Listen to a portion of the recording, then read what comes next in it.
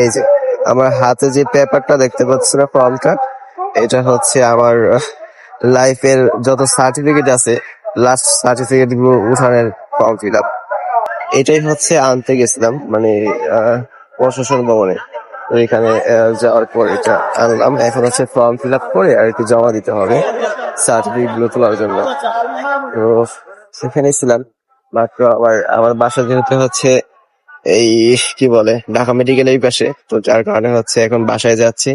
তারপর হচ্ছে আমার প্রয়োজনীয় কিছু ডকুমেন্ট আছে, ওগুলা উঠায় পরে হচ্ছে এটা জমা দিতে হইব। এই দুপুরগুলো প্রচন্ড গরমের ভিতর তো খুবই কষ্ট লাগতেছে। তারপর তো গাইস, আমি আছি এখন শহীদ মিনারে। শহীদ মিনার একেবারে ফাঁকা, বিকজ এখানে এই প্রচন্ড গরমে কি হয়, আছে অল্প সাইড। তো গাইস, ভালো থাকবে, আবার কথা হবে।